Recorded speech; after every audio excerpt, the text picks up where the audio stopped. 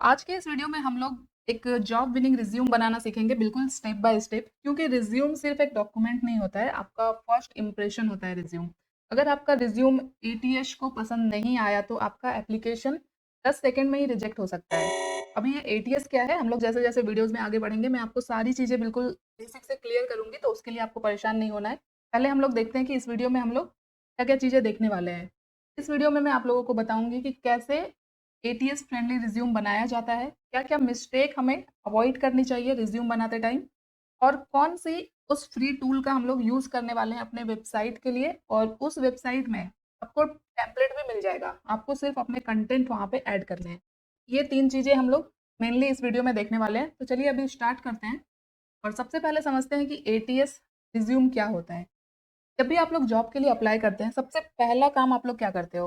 Obviously resume बनाते हो, और उस रिज्यूम को आप लोग डायरेक्टली कंपनी के पास भेजते हैं। आपको लगता होगा कि आपका रिज्यूम डायरेक्ट कंपनी के एचआर के पास जा रहा है और वहाँ से फिर आपको कॉल बैक आएगा। आपको लगता है ये 2 प्रोसेस है, बट यहाँ पे ये 2 स्टेप नहीं होता है। एचआर के पास जाने से पहले आपका रिज्यूम जाता है एटीएस के पास। अब समझते हैं एटीएस क्या होता है। एटीएस का फुल फॉर्म होता है एप्लीकेशन ट्रैकिंग सिस्टम।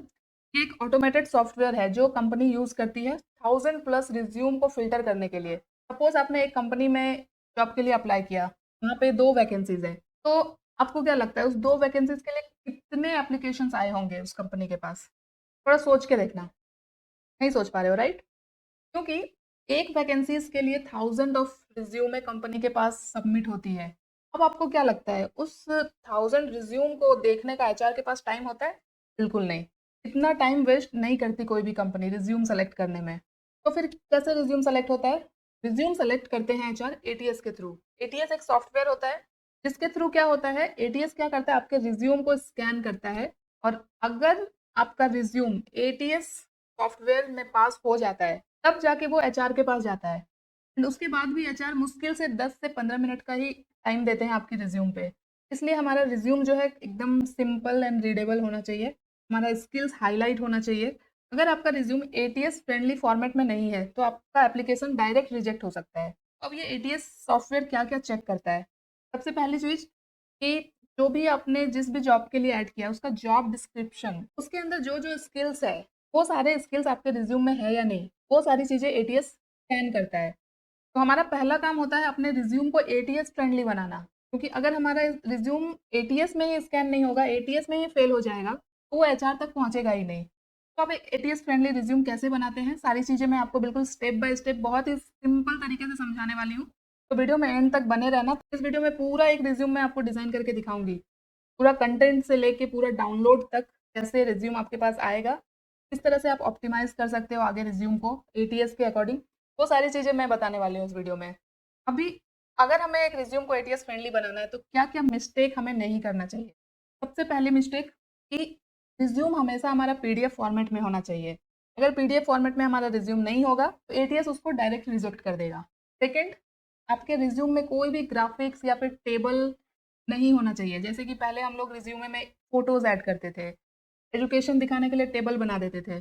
वो सारी चीज़ें एटीएस स्कैन नहीं करता है। तो इन सारी चीज़ों को आप बिल्कुल अवॉइड करेंगे अपने रिज्यूम में। थर्ड वन, जैसे मैंने आपको बताया जॉब डिस्क्रिप्शन से मैच करता हुआ कीवर्ड आपके रिज्यूम में होना चाहिए। तो ये 3 मिस्टेक हमें बिल्कुल नहीं करनी है अगर हमें एक एटीएस फ्रेंडली रिज्यूम बनाना है। अब हम देखेंगे कि कैसे एक परफेक्ट एटीएस रिज्यूम हम बना सकते हैं। इसके लिए मैं यहाँ पे आपको एक रिज्यूम का फॉर्मेट दिखाती हूँ। स्क्रीन पे आप देख सकते हो। ये एक सिंपल रिज्यूम फॉर्मेट है, और एटीएस के लिए रिज्यूम का फॉर्मेट एकदम सिंपल और क्लीन होना चाहिए, जैसा कि इस रिज्यूम में आपको दिख रहा है। यहाँ पे देखो सबसे पहले टॉप में है क्या? कॉन्टैक्ट इन्फॉर्मेशन, जिसके अंदर आप नेम, ईमेल, फ़ोन, और अभी मॉडर्न जो रिज्यूम हम लोग बनाते हैं, वहाँ पे कंपनी लिंक्डइन का भी प्रोफाइल देखना पसंद करती है, क्योंकि वहाँ से आपका सारा डिटेल्स कंपनी को मिल जाता है। ये 4 चीज़ें हम कॉन्टैक्ट इन्फॉर्मेशन में डालेंगे। अब कुछ लोग क्या करते हैं कॉन्टैक्ट इन्फॉर्मेशन में अपना डेट ऑफ बर्थ, अपना पूरा एड्रेस, आपका मैरिटल स्टेटस, सारी चीज़ें ऐड करते हैं, तो वो चीज़ हमें बिल्कुल भी नहीं करना है। कॉन्टैक्ट इन्फॉर्मेशन में सिर्फ हमें अपना फुल नेम लिखना है, ईमेल लिखना है, फ़ोन नंबर लिखना है, लिंक्डइन प्रोफाइल लिखना है, और कौन-सी प्रोफाइल के लिए अप्लाई कर रहे हैं वो ऐड करना है, दैट्स ऑल। उसके बाद आता है हमारा प्रोफेशनल समरी। अब यहाँ पे प्रोफेशनल समरी भी लिख सकते हैं, प्रोफाइल समरी भी लिख सकते हैं। तो अब प्रोफेशनल समरी किसे लिखना है, प्रोफाइल समरी किसे लिखना है, ये मैं बताऊंगी आगे। प्रोफेशनल समरी के बाद हम लोग ऐड करेंगे वर्क एक्सपीरियंस। तो यहाँ पे बहुत सारे स्टूडेंट कंफ्यूज हो जाते हैं, जो फ्रेशर्स होते हैं स्पेशली वो, कि उनके पास तो कोई एक्सपीरियंस ही नहीं है, तो वो क्या ऐड करें। वो भी मैं आपको आगे वीडियोस में बनाऊंगी जब हम रिज्यूम डिजाइन कर रहे होंगे, ठीक है। ये पूरा ऑर्डर किस तरह से क्या ऐड करना है, सारी चीजें मैं आपको बताने वाली हूँ। मेन होता है हमारा स्किल्स, एजुकेशन, और कोई भी अगर हमने सर्टिफिकेशन लिया है तो वो हम ऐड कर सकते हैं, प्लस पॉइंट होता है वो।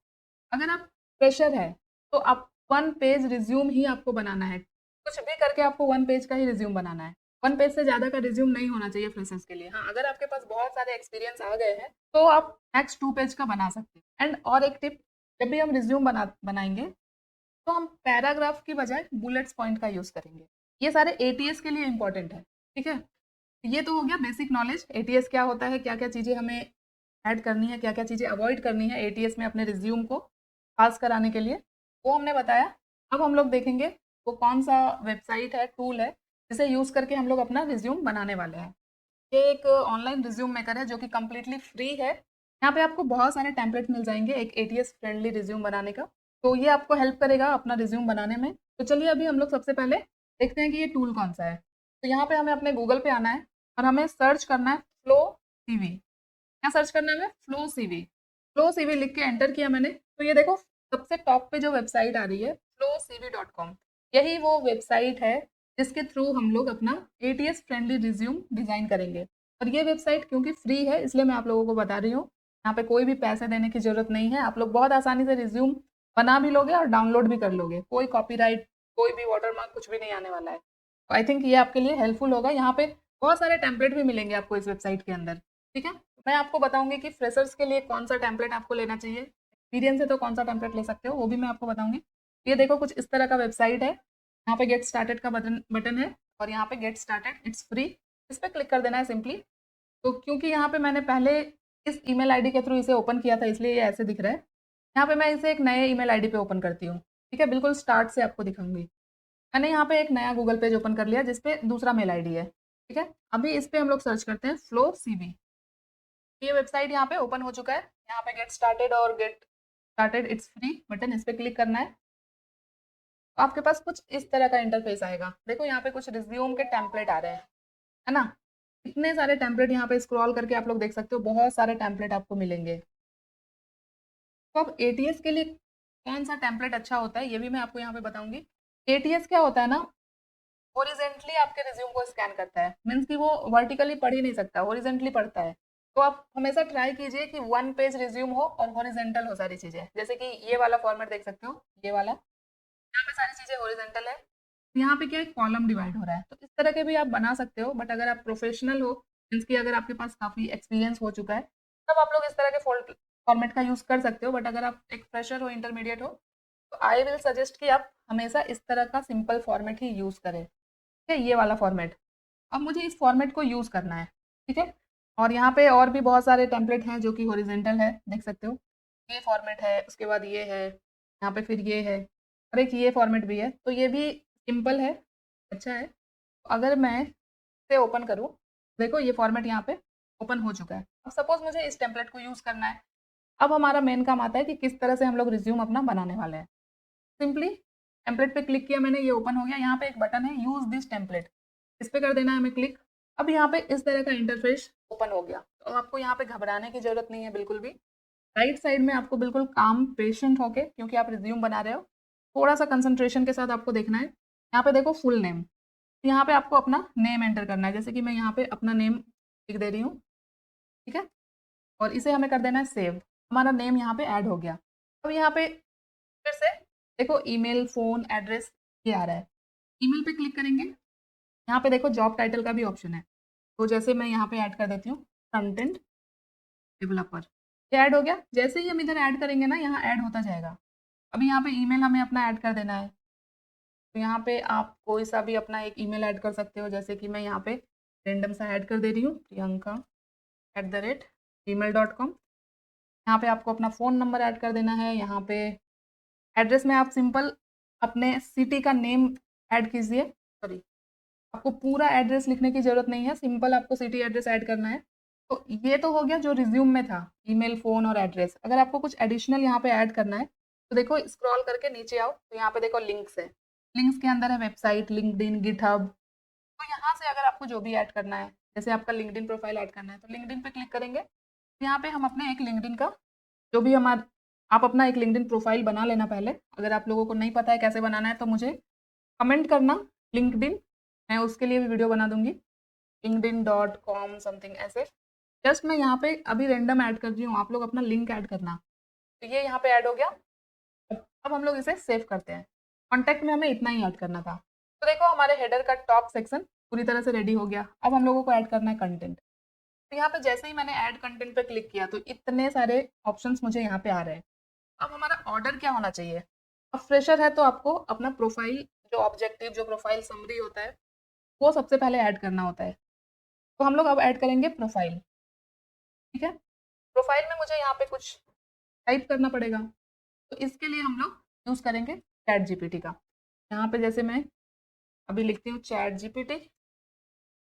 आप लोग चाहे तो खुद से भी टाइप कर सकते हो, या आप एक काम कर सकते हो, पहले से अपना एक पूरा वर्ड बना लो जहाँ पे पूरा डिटेल आपका हो, फिर वहाँ से सिंपली आप कॉपी पेस्ट भी कर सकते हो, तो थोड़ा आसान हो जाएगा। बट मैं यहाँ पे बिल्कुल आपको डिटेल में दिखा रही हूँ।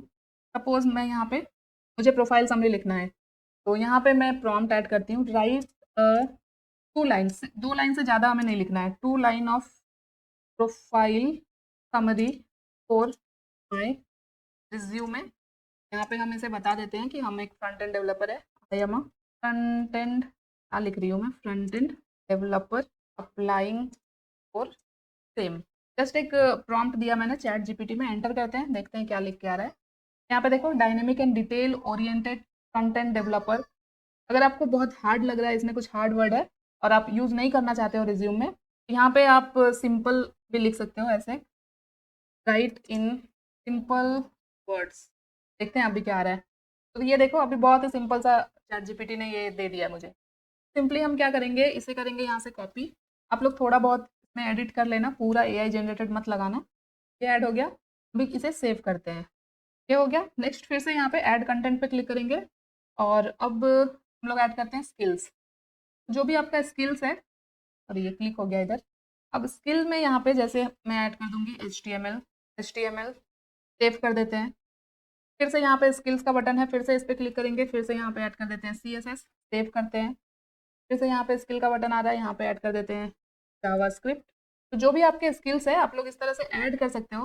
और यहाँ पे और भी चीज़ें अगर यहाँ पे आपको एक्सप्लेन करना है, जैसे कि यहाँ पे लिखते हैं रिएक्ट, और यहाँ पे आपको कुछ सब स्किल ऐड करना है, जैसे कि यहाँ पे लिखते हैं फ्रेमवर्क। फ्रेमवर्क के अंदर जैसे मेरे पास है बूटस्ट्रैप, फिर रिएक्ट। इस तरह से भी हम लोग ऐड कर सकते हैं। इसे सेव किया। आप लोग जैसा फॉर्मेट सेलेक्ट करोगे ना, जैसा टेम्पलेट, वैसा ही ऐड होगा यहाँ पे। तो आप लोग एक बार पहले अच्छे से डिसाइड कर लेना कि कौन सा टेम्पलेट चाहिए। अभी मैं बस बता रही हूँ कि किस तरह से आप लोग ऐड कर सकते हो चीज़ें। तो टेम्पलेट पे ज़्यादा ध्यान मत देना, अभी टेम्पलेट आप लोग जो चूज़ करोगे वही ऐड होगा। ठीक है, फिर से ऐड कंटेंट पे क्लिक करते हैं। अब यहाँ पे जिनके पास एक्सपीरियंस है वो एक्सपीरियंस ऐड कर सकते हैं, और अगर आप फ्रेशर्स हो, कुछ प्रोजेक्ट आपने बनाया है, तो यहाँ पे प्रोजेक्ट वाला सेक्शन ऐड कर सकते हो। यहाँ पे प्रोजेक्ट का जो भी टाइटल है, जैसे कि आपने कोई वेबसाइट बनाया है, वेबसाइट टेम्पलेट, इस तरह से यहाँ पे प्रोजेक्ट का टाइटल देना है।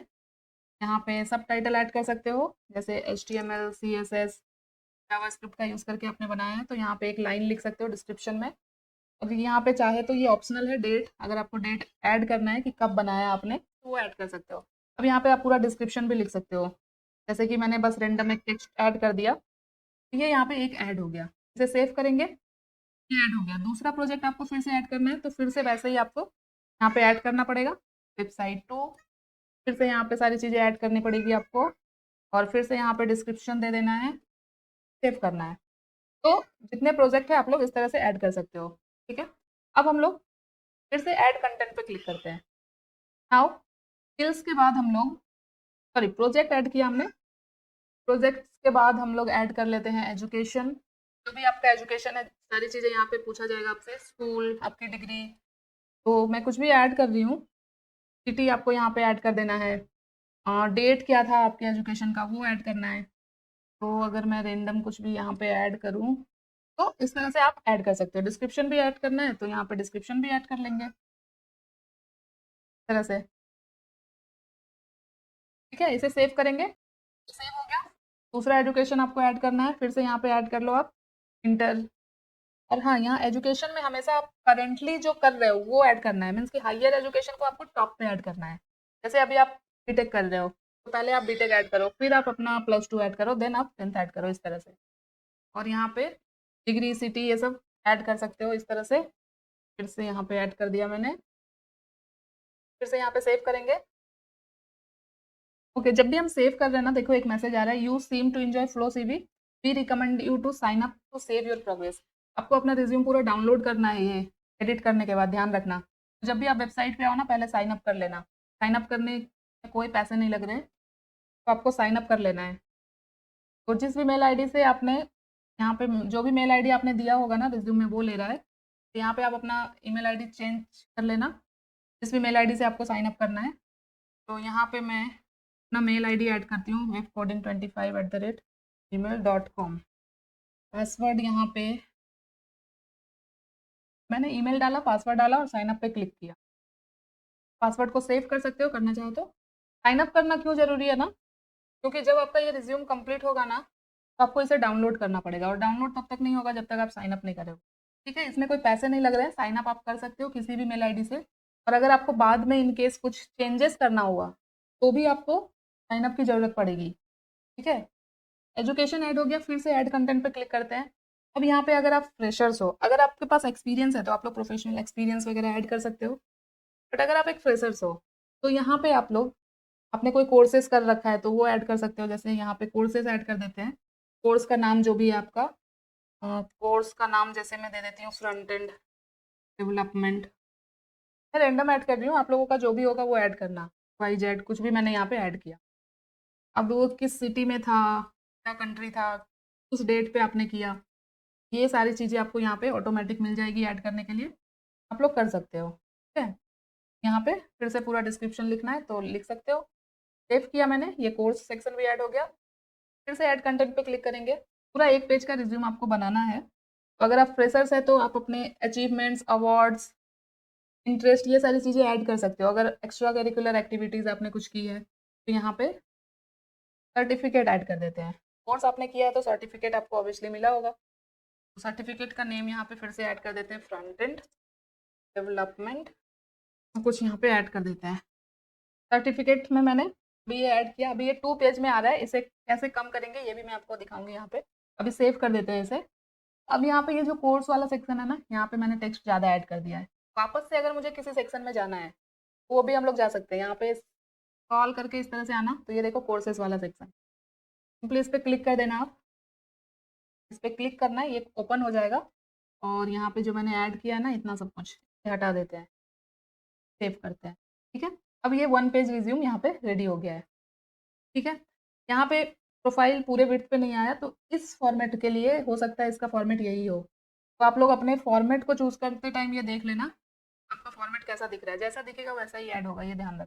तो ये पूरा रिज्यूम मैंने एडिट कर लिया। अब मुझे इस रिज्यूम को अपने कंप्यूटर में लाना है, तो यहाँ पे देखो डाउनलोड का बटन है, सिंपली इस पर क्लिक कर देंगे, हमारा रिज्यूम डाउनलोड हो जाएगा। अभी ये डाउनलोड हो रहा है, तो रिज्यूम डाउनलोड हो चुका है। यहाँ पे क्लिक करते हैं और ओपन करके दिखाती हूँ मैं आपको।